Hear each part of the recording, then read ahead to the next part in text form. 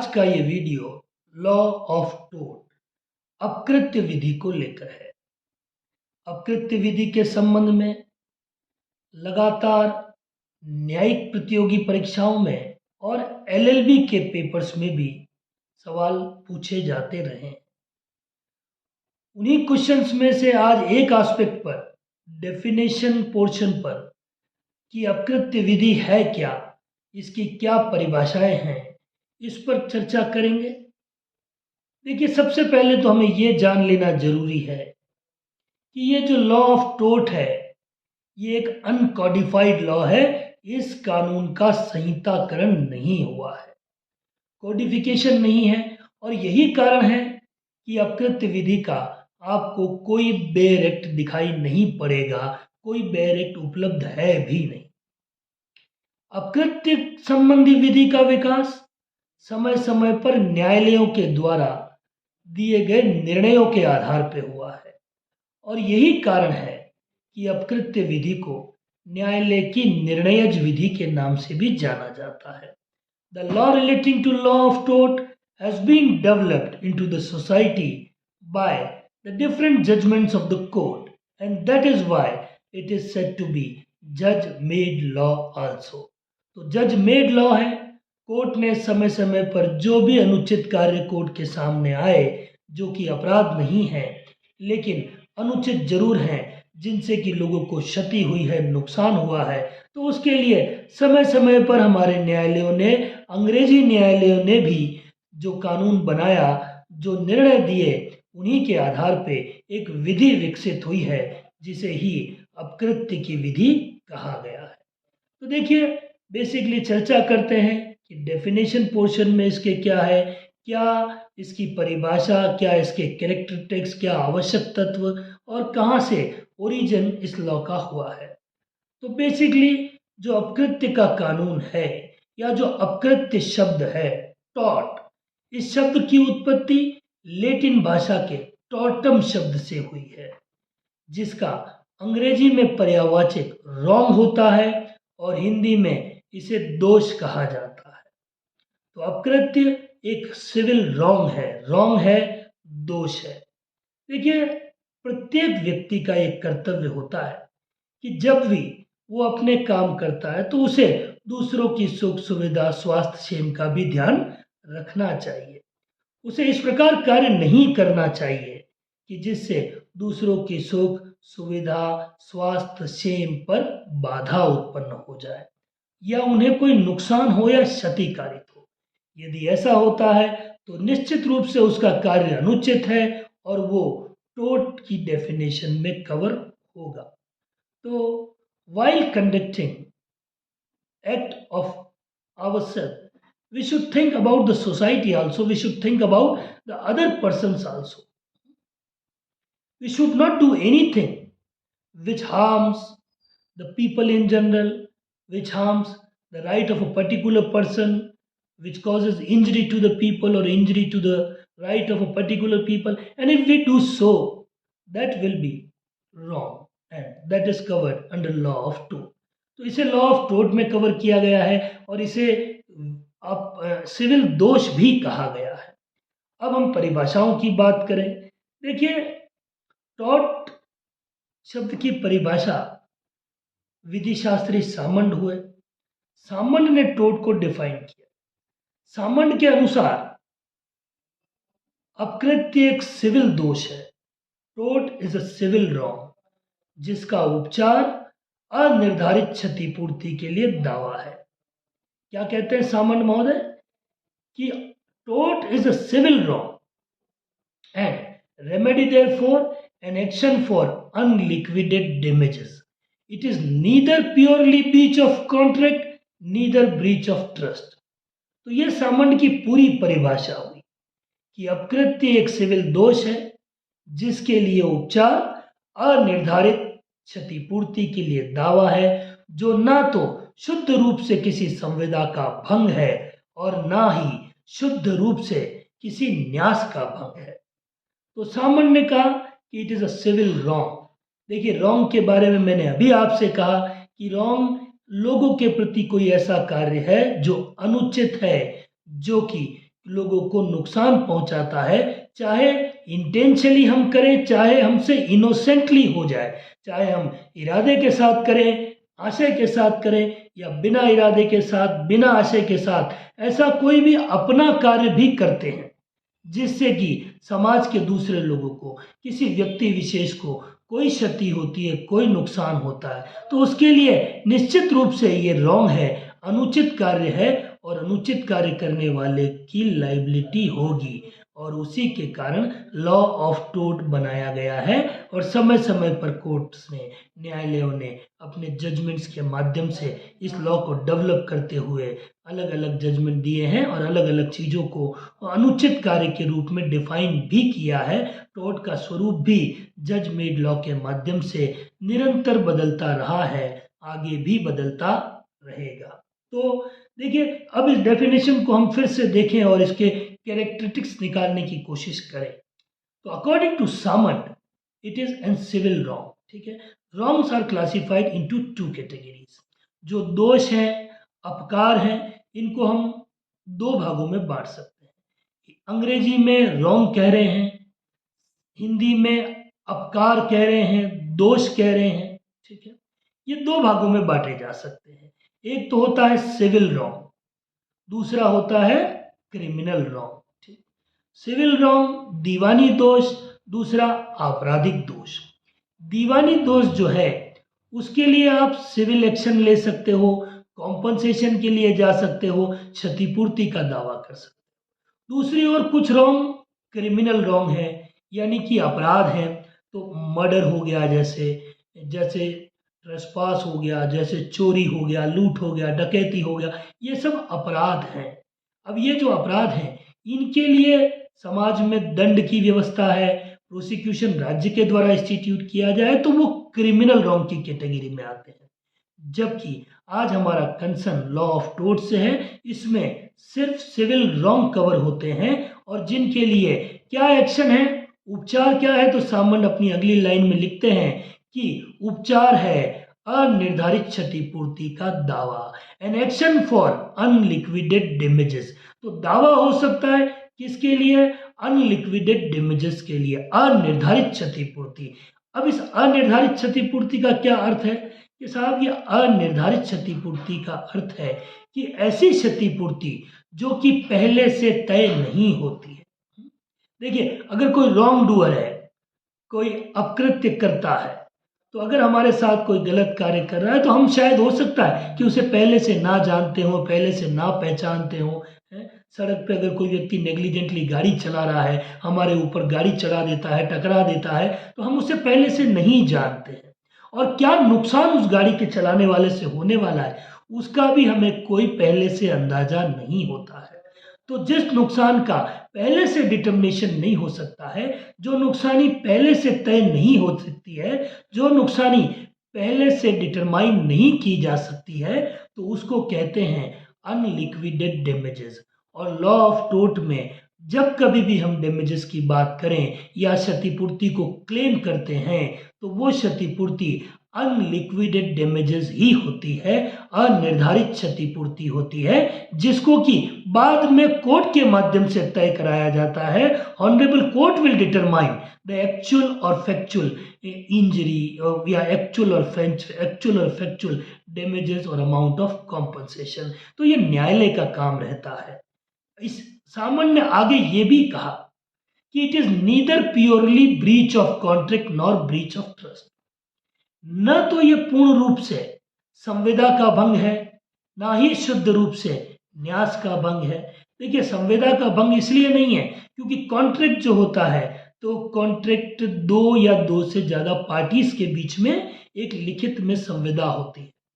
तो कॉन्ट्रैक्ट दो या दो से पार्टीज होती है उसमें, और पार्टीज जो होती है वो कॉन्ट्रैक्ट की कंडीशंस भी अपने आप तय करती है। और जो कॉन्ट्रेक्चुअल पार्टीज होती है वो बेसिकली एक दूसरे से कहीं ना कहीं अवेयर भी होती है, नोन भी होती है, एक दूसरे को जानते भी वो लोग हैं। और तीसरी और महत्वपूर्ण बात यह है कि कॉन्ट्रैक्ट में जब कभी कोई ब्रीच ऑफ कॉन्ट्रैक्ट होगा या संविदा का भंग होगा, और उस संविदा के भंग होने वाला जो भी नुकसान होगा, जो डैमेजेस होंगे, उसको भी पार्टी कहीं न कहीं प्री डिसाइडेड कर लेती है, पहले से डिटरमाइन कर लेती है और उस कॉन्ट्रैक्ट के कंडीशंस में ही इस बात को लिख दिया जाता है।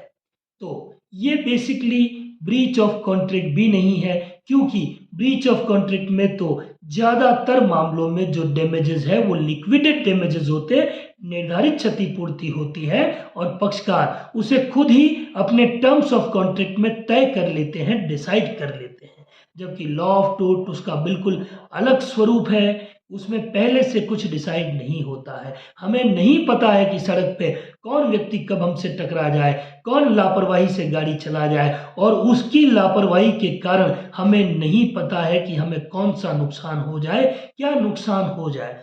तो ऐसे जो नुकसान हैं ये बेसिकली लॉ ऑफ टोट में कवर होते हैं, क्योंकि इनके लिए जो रेमेडी है वो क्या है, वो अनिर्धारित क्षतिपूर्ति के लिए दावा है। तो ये सिविल रॉन्ग है। तो सामन की डेफिनेशन फिर से मैं दोहरा रहा हूं कि सामन कहते हैं कि अपकृत्य एक दीवानी दोष है जिसके लिए उपचार अनिर्धारित क्षतिपूर्ति के लिए सिविल दावा किया जा सकता है, जो ना ही शुद्ध रूप से संविदा का भंग है और ना ही न्यास का भंग है। According to Salmond, tort is a civil wrong which is redressable by an action for unliquidated damages. It is neither purely breach of contract nor breach of trust. तो इस डेफिनेशन को लेकर जो कैरेक्टरिस्टिक्स थी वो भी आपके सामने रखने की कोशिश करी कि भाई क्या तो संविदा है और क्या ट्रस्ट है। आगे जाकर इसी वीडियो में टोट और ब्रीच ऑफ कॉन्ट्रैक्ट में क्या डिफरेंस है वो भी बताएंगे, ब्रीच ऑफ टोट और ब्रीच ऑफ ट्रस्ट में क्या डिफरेंस है वो भी बताएंगे, और टोट और अपराध क्या होने वाला है उसको लेकर भी हम इसी वीडियो में आगे डिस्कस करने वाले। तो वीडियो को अंत तक देखिएगा। कम से कम एलएलबी के दृष्टिकोण से 3 सवाल इसमें तैयार होंगे और जुडिशियल सर्विस के कंपटीशन को लेकर भी 3-4 सवाल। एक तो शॉर्ट नोट्स में अगर टोट और ऑफेंस में, अपराध में डिफरेंसेस पूछे जाए, टोट और ब्रीच ऑफ कॉन्ट्रैक्ट में पूछा जाए, टोट और ब्रीच ऑफ ट्रस्ट में पूछा जाए, तो जुडिशियल सर्विस के एस्पेक्ट से भी आने वाला ये जो 10-15 मिनट का और वीडियो है वो भी आपके लिए बहुत मटेरियल होने वाला है। तो बने रहिए हमारे साथ। चले, अभी तक की जानकारियां पसंद आई हो तो चैनल को तुरंत सब्सक्राइब कीजिएगा। चलिए अगले एस्पेक्ट पर आते हैं। अगली डेफिनेशन जो लेकर आए हैं लॉ ऑफ टोट की, वो लाए हैं डॉक्टर विनफील्ड या प्रोफेसर विनफील्ड। तो प्रोफेसर विनफील्ड ने अपने अंदाज में टोट को डिफाइन करने का प्रयास किया है। तो विनफील्ड साहब कहते हैं, डॉक्टर साहब कह रहे हैं कि tortious liability arises from the breach of duty. Such duties are primarily fixed by law, which is redressable by an action for unliquidated damages. क्या कहा? विनफील्ड महोदय ने कहा कि अपकृत्य संबंधी दायित्व कर्तव्यों के भंग से उत्पन्न होता है। ऐसे कर्तव्य विधि के द्वारा पूर्व निर्धारित होते हैं और जिनके भंग की दशा में उपचार क्या है कि अनिर्धारित क्षतिपूर्ति के लिए दावा। कुछ चीजें कॉमन हैं, कुछ चीजें अलग हैं। तो विनफील्ड ने कहा कि अपकृत्य जो है वो ब्रीच ऑफ ड्यूटी से पैदा होता है। ब्रीच ऑफ ड्यूटी कर्तव्य के भंग से पैदा होता है और ऐसा कर्तव्य जन सामान्य के प्रति होता है। And such duty towards the person in general, towards rem, duties in rem है। लोक लक्षित कर्तव्यों के भंग से अपकृत्य संबंधी दायित्व पैदा होता है। जैसे मैंने अभी आपको थोड़ी देर पहले कहा कि सड़क पे हमें जब गाड़ी चला रहे हैं हम, तो हमें दूसरों की सुख सुविधा, क्षेम, स्वास्थ्य का ध्यान रखना चाहिए। ऐसे कि नहीं है कि हमें 100 की स्पीड से गाड़ी भगाना चाहिए, या हम कहीं घूमने जा रहे हैं, पब्लिक प्लेस है और वहाँ हम बिल्कुल तूफान की तरह गाड़ी चला रहे हैं, वो ठीक नहीं है, क्योंकि हमारी ड्यूटी जनता के प्रति भी है। तो अपकृत्य संबंधी दायित्व ब्रीच ऑफ ड्यूटी से पैदा होता है। विनफील्ड ने कहा कि कर्तव्य के भंग से अपकृत्य संबंधी लाइबिलिटी अराइज होती है। ये कर्तव्य जो है ये कर्तव्य जनता के प्रति हमारे कर्तव्य हैं, लोक लक्षी कर्तव्य हैं, ये ड्यूटीज इन रेम है हमारी। अगर ड्यूटी किसी एक व्यक्ति के विरुद्ध हो, एक व्यक्ति के प्रति हो, तो वो ड्यूटी इन पर्सोनम होती है, जैसे कि कॉन्ट्रैक्ट के मामलों में होता है। संविदा में जिन लोगों से हम कॉन्ट्रैक्ट करते हैं उन्हीं के प्रति हमारी ड्यूटी होती है। क्योंकि मैंने आपसे कॉन्ट्रैक्ट किया कि गर्मियों में मैं आपको 3000 वाटर कूलर सप्लाई करूंगा, तो ये ड्यूटी मेरी आपके प्रति है, एक व्यापार संबंधी ड्यूटी है। इससे लोक लक्षी या जनता के प्रति कोई ड्यूटी नहीं है, जनता को नुकसान नहीं होता है। अगर मैं आपको ये टाइमली वाटर कूलर सप्लाई नहीं करता हूँ तो इससे नुकसान आपको हो सकता है, आपके बिजनेस को होता है। तो ये तो ड्यूटी इन पर्सोनम है, जो किसी व्यक्ति विशेष के प्रति हमारे कर्तव्य हैं। लेकिन लॉ ऑफ टोर्ट में बिल्कुल विपरीत होता है। जो ड्यूटीज हमारी हैं वो किसके प्रति होती है? वो सर्वसाधारण के प्रति होती है, जनता के प्रति हमारे कर्तव्य होते हैं। तो ड्यूटीज इन रेम होती है। तो विनफील्ड कहते हैं कि tortious liability arises from the breach of duty. अकृत्य संबंधी दायित्व कर्तव्यों के भंग से उत्पन्न होता है। ऐसे कर्तव्य विधि के द्वारा पूर्व निर्धारित होते हैं। Such duties are primarily fixed by law. ऐसे कर्तव्य जनता के प्रति होते हैं, and such duty towards the persons generally. और ऐसे कर्तव्यों के भंग के परिणाम स्वरूप दीवानी दावा अनिर्धारित क्षतिपूर्ति के लिए लाया जा सकता है। And for breach of such duties an action for unliquidated damages may be instituted by a civil suit। तो इस परिभाषा के अनुसार हमने देखा कि ड्यूटी होती है, ड्यूटी जनता के प्रति होती है, और उस ड्यूटी का जब ब्रीच होता है, भंग होता है, तब जाके कहीं टॉर्टिस लाइबिलिटी पैदा होती है, अकृत्य संबंधी दायित्व पैदा होता है, और उसके लिए हमें सिविल कोर्ट का दरवाजा खटखटाने का अधिकार है। उसके लिए जो नुकसान, जो क्षति हमें हुई है, कॉम्पनसेशन लेने का अधिकार है। तो ये विनफील्ड महोदय ने टोर्ट शब्द को डिफाइन करने का प्रयास मोटे मोटे रूप में किया, और मैंने इस डेफिनेशन की जो कैरेक्टरिस्टिक्स है वो भी आप लोगों के सामने एक एक करके ड्यूटी भी रखी, और ड्यूटी का ब्रीच भी बताया, और उसके लिए N action for unliquidated damages वो कि सामंत की डेफिनेशन में भी कॉमन है, और विनफील्ड महोदय की डेफिनेशन में भी एक्शन फॉर अनलिक्विडेड डैमेजेस तो कॉमन ही है। हालांकि सामंत इसे सिविल रॉन्ग कहते हैं, लेकिन विनफील्ड इसे ब्रीच ऑफ ड्यूटी कहते हैं। तो बात कहीं न कहीं समाज में हम अपने कार्य इस प्रकार से करें कि दूसरे लोगों को नुकसान ना पहुंचे। तो अगर हम ऐसा कोई कार्य जाने अनजाने में भी कर देते हैं जो कि दूसरों को नुकसान पहुंचाता है, चाहे इंटेंशनली करें चाहे इनोसेंटली करें, तो वो टोर्ट की डेफिनेशन में आ जाएगा। मोटा मोटा अगर मैं खुद अपनी डेफिनेशन में कंक्लूड करूं तो इस तरह को या इन चीजों को हम टोर्ट कहते हैं। तो ये हुआ टोर्ट। अब हम बात करने वाले हैं टोर्ट और अपराध को लेकर, या टोर्ट और ऑफेंस में क्या डिफरेंस होने वाला है, या कौन सी चीजें टोर्ट भी होती है और कौन सी चीजें अपराध भी होती है। कुछ ऐसे रॉन्ग हैं which are civil wrong as well as criminal wrong. तो हम पहले तो टोर्ट और ऑफेंस, अपराध और अपकृत्य के बीच का अंतर समझ लेते हैं, और उसके बाद हम इन बातों को भी डिस्कस करेंगे कि कुछ कॉमन है, सिविल रॉन्ग भी है और आपराधिक चीजें भी है।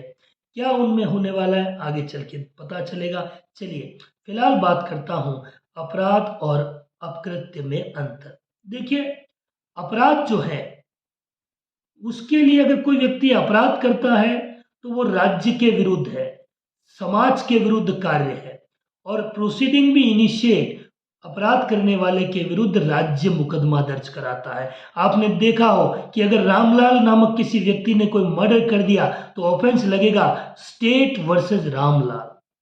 अब्दुल ने कोई मर्डर किया तो ऑफेंस बनेगा राजस्थान राज्य बनाम अब्दुल, केस का नाम इस तरीके से बनेगा।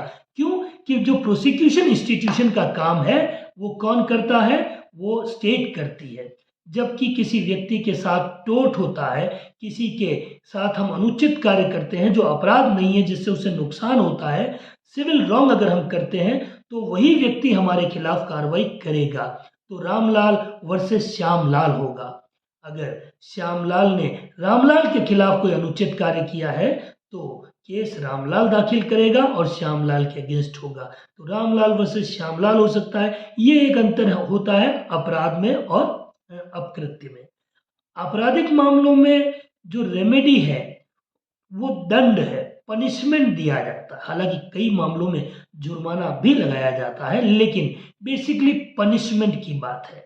जबकि सिविल रॉन्ग में आप सिविल एक्शन करते हो तो वहाँ पनिशमेंट नहीं मिलता, दंड नहीं मिलता, कारावास की सजा नहीं मिलती है।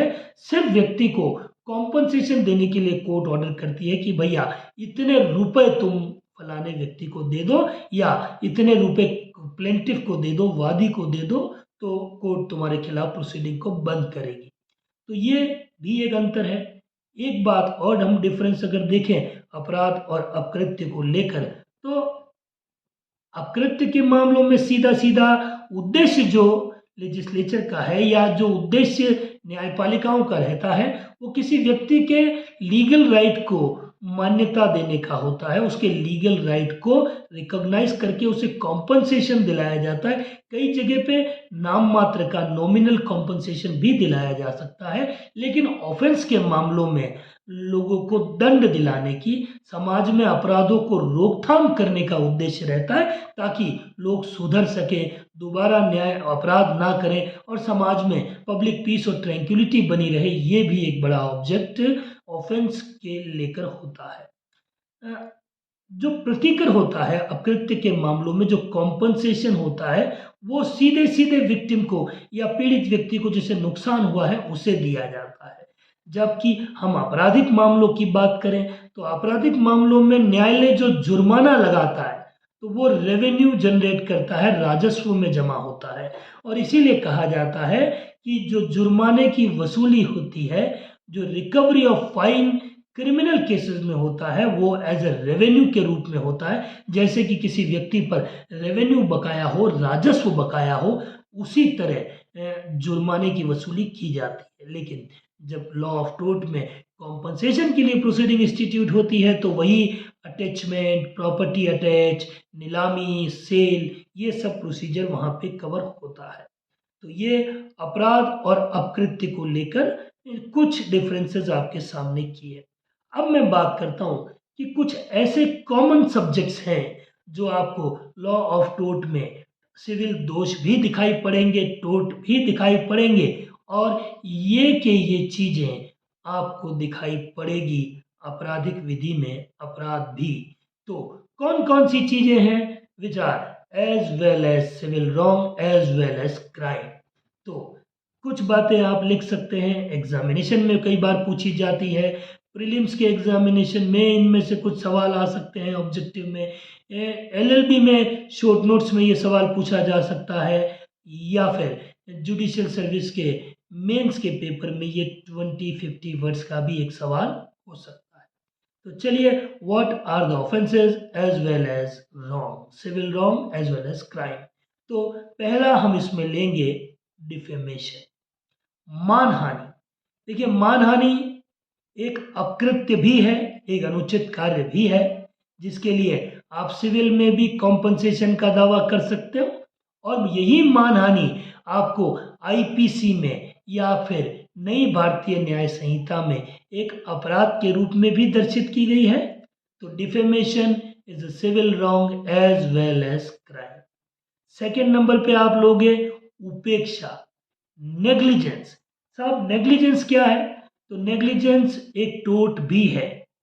According to Winfield, where there is duty to take care, breach of such duty is negligence. जहां किसी व्यक्ति का सावधानी बरतने का कर्तव्य है और वो इस कर्तव्य का उल्लंघन करे तो उसे उपेक्षा कहते हैं। तो नेग्लिजेंस सिविल रॉन्ग भी है और वहीं आप देखते हो जो आईपीसी और बीएनएस भारतीय न्याय संहिता है, वहाँ पे नेग्लिजेंस, लापरवाही से गाड़ी चलाना अपने आप में एक ऑफेंस है। और भी नेग्लिजेंट एक्ट हैं जो कि हम किसी जीव जंतु के बारे में कर दें या जल स्रोतों के बारे में, तालाबों में कर दें, वायुमंडल को प्रदूषित कर दें, ये सब हमारे नेग्लिजेंट एक्ट हो सकते हैं। तो ये सारे नेग्लिजेंट एक्ट अपराध भी होते हैं।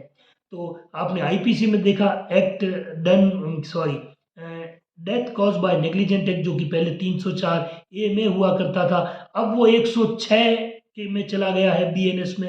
तो ये सब चीज़ें भी, ये उपेक्षा जो है, ये नेग्लिजेंस जो है, ये as well as civil wrong and as well as crime भी है। फिर हम बात करें हमला, असॉल्ट, बेट्रे, प्रहार। तो हमला और प्रहार, तो हमले के लिए आप सिविल रॉन्ग में भी जा सकते हो, क्षतिपूर्ति का दावा भी कर सकते हो, इसी तरह बेट्रे में भी आप क्षतिपूर्ति कर सकते हो।